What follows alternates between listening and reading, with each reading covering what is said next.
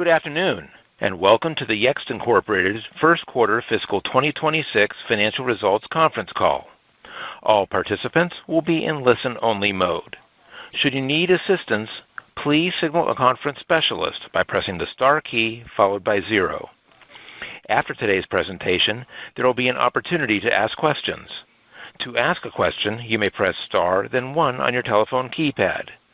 To withdraw your question, please press star, then 2. Please note, this event is being recorded. I would now like to turn the conference over to Nils Erdmann. Please go ahead.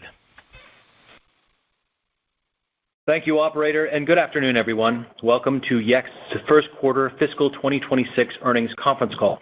With me today are CEO and Chair of the Board, Michael Walrath, and CFO, Darryl Bond. During this call, we will make forward-looking statements, including statements related to our future financial performance, statements regarding the expected effects of our recent acquisitions, expectations regarding the growth of our business, our outlook for the second quarter and full year fiscal 2026, our strategy, and estimates of financial and operating metrics, capital expenditures, and other indications of future opportunities as further described in our first quarter shareholder letter, which is available at investors.yext.com. These forward-looking statements are subject to certain risks, uncertainties, and assumptions, including those related to Yext's growth, the evolution of our industry, our product development and success, our ability to integrate acquired businesses with ours, our management performance, and general economic and business conditions. These forward-looking statements represent our beliefs and assumptions only as of the date made, and we undertake no obligation to revise or update any statements to reflect changes that occur after this call. Further information on factors and other risks that could cause actual results to materially differ from these forward-looking statements is included in our reports filed with the SEC, including in the sections titled Special Note Regarding Forward-Looking Statements and Risk Factors, and our most recent annual report on Form 10-K for the year ended January 31st, 2025, and in our earnings release and our shareholder letter that were both issued this afternoon. During the call, we refer to certain metrics, including non-GAAP financial measures. Definitions of these non-GAAP metrics and other operating metrics, as well as reconciliations with the most comparable historical GAAP measures, are available in the shareholder letter. I will now turn the call over to Mike. Thanks, Nils, and thank you all for joining us today. As I hope you've read in our shareholder letter and earnings release, we had a very strong Q1, outperforming our guidance on all metrics, and we see continued strength into Q2. A few things I'd like to highlight before we dive into your questions. First, fragmentation of the consumer search market continues to accelerate with the advancement of AI search. This trend elevates the importance for brands of managing digital visibility, and it differentiates Yext's core products and provides fertile ground for our latest product release, Yext Scout. Second, our core business health is improving. We're seeing improvement in both gross and net retention, customer satisfaction, and overall value perception across our platform. Third, the pace of innovation is advancing rapidly at Yext. We are speeding up our execution, even as our profitability and efficiency grow, setting the table for a growth flywheel well into the future. And finally, we have the balance sheet and cash flow to further accelerate our growth while maintaining flexibility. This enables us to strategically reinvest in organic initiatives and pursue opportunistic investments, whether through M&A or partnerships that extend and enhance our business. I'm thrilled with the execution of our global team, who are bringing strong commitment to driving value for our customers, even as the pace of change in our industry accelerates. And now we're happy to take any questions that you may have for us. We will now begin the question and answer session. To ask a question, you may press star, then 1 on your telephone keypad. If you are using a speakerphone, please pick up your handset before pressing the keys. To withdraw your question, please press star, then 2. At this time, we will pause momentarily to assemble our roster.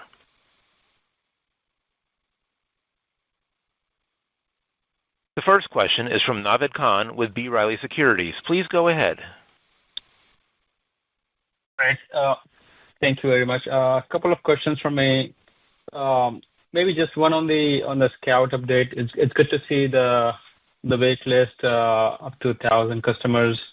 And I'm curious about the mix here in terms of, are you, besides the interest from existing customers, are you also seeing a good number of new customers sign up for this product. And maybe as a related question, as you start to see sort of more sales traction, how are you thinking about increasing sales headcount for the rest of the year? Great. Hey, Navid. As far as the customers go, I think what we're seeing on the wait list is a mix. So we see existing customers, we also see new prospects, and we also see current customers. So it's sort of all of the above there, and that's driven by some of the demonstrations that we've had available for Scouts since early April. As far as the sales headcount goes, I think we have room to run with our current headcount. I think we have opportunities to grow productivity, but we're going to continue to look at the demand universe, the market, and determine when the right time is to add additional headcount. And we'll be, opportunistic there because we're seeing plenty of positive signal. But we want to make sure that all of our sales folks have plenty of opportunity and that we don't get ahead of ourselves on that front. Got it. And then maybe just staying on Scout, maybe just talk about the velocity in terms of customers kind of of the sales cycle, maybe shortening or not, and how should we be thinking about the product kind of becoming generally available to all the customers? How are you thinking about the timeline? Thanks. Yeah, so I think it's too early to say with any sort of certainty what the sales cycle will look like for this product. From what I can tell so far, I would expect that if anything, the sales cycle will be a bit shorter. It's an easier implementation. The core data is publicly available, and I think the value that our customers see, especially in light of what's going on in the market and the need to really understand the visibility around their brand with the rapid fragmentation that we're seeing. All of those things, encourage me that this could be a shorter sales cycle product for most customers.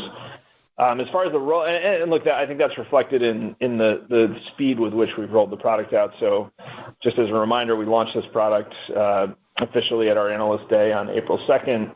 That initial cohort was, less than 10 development partners who we've been working with in advance of the what I would call a more open beta as of yesterday. So there were an incremental, I believe it was 37 customers rolled out over the course of the last 48 hours or so. And so I would describe where we are today with the product as an open beta that will be incrementally rolling out additional customers as we get those beta customers lined up. We don't have a date yet for when we'll go full general availability, but I'm really confident that we have the capacity to roll out a lot of customers here. Great. Thanks, Mike. I'll get back in the queue. Thanks, Navid. The next question is from Ryan McDonald with Needham & Company. Please go ahead.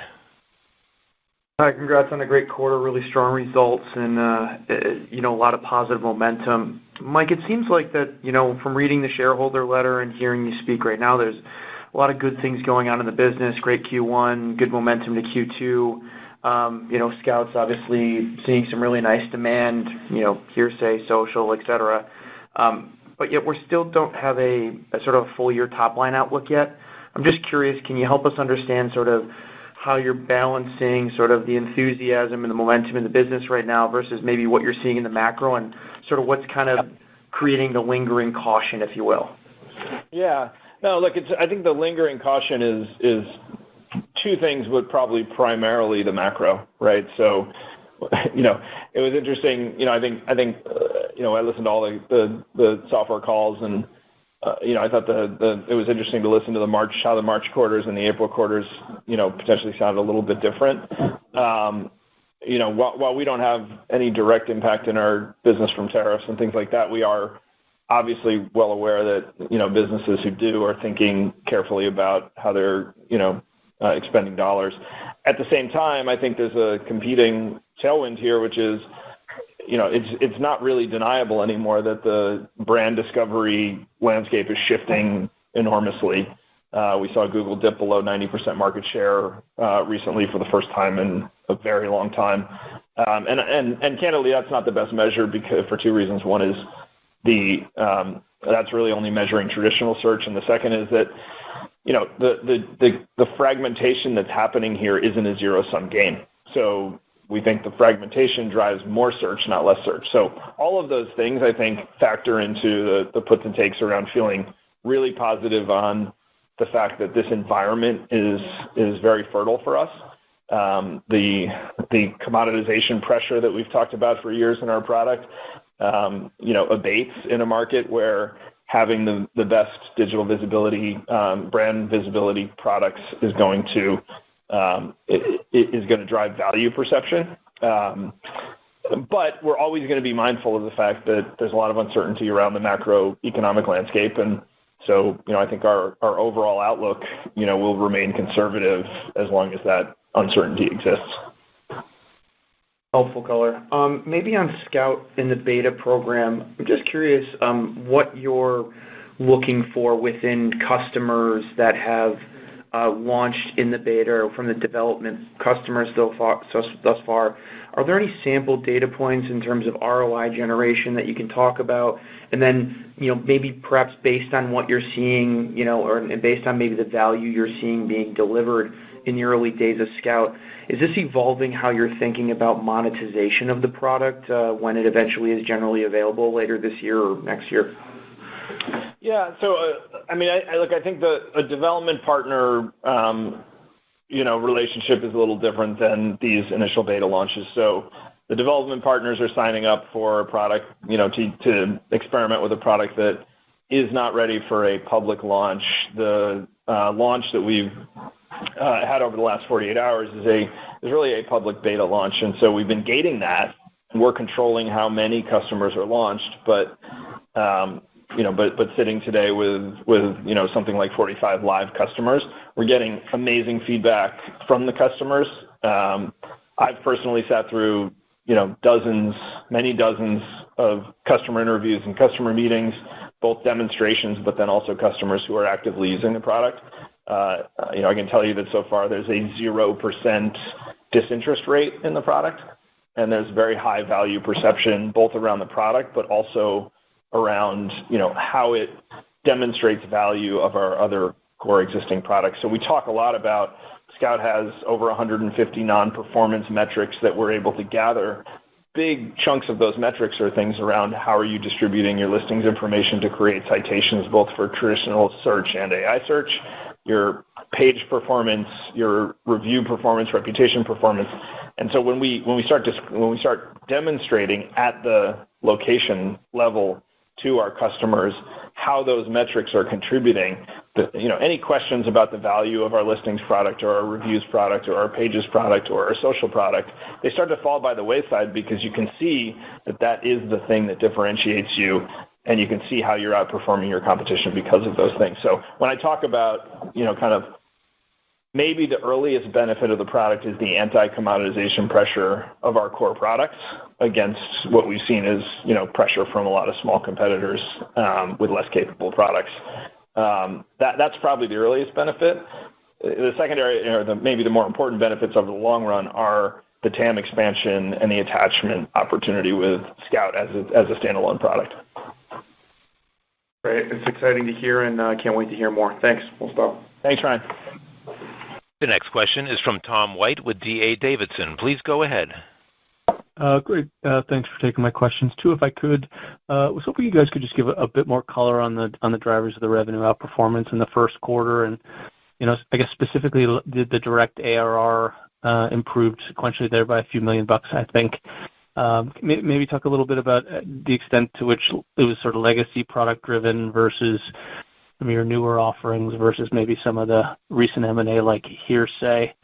And then just secondly on the buyback, I think that the kind of the pace of buybacks ticked up in the quarter versus kind of the cadence of the past couple.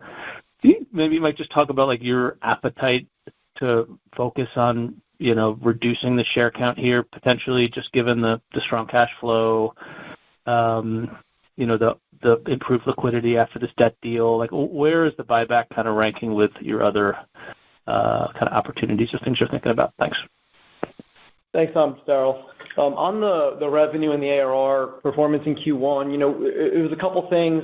One, we did see a bit of a tailwind from FX rates. If you recall, for the last few quarters, we've been talking about FX headwinds, particularly as it relates to the pound, and that sort of abated and came back. And I think the rates at the end of Q1 this year are kind of roughly in line with where they were Q1 of last year. So that drove some of the improvement on both the revenue and on the ARR side. And we called it out in the shareholder letter in the back pages after the remarks.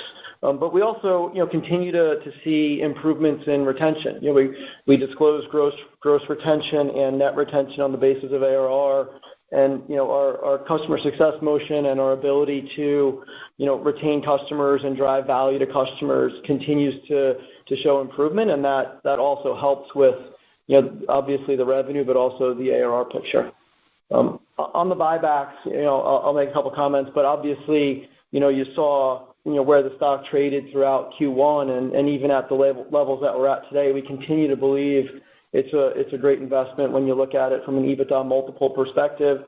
So it becomes a really important tool in our capital allocation belt, and I'm sure Mike will have some additional comments.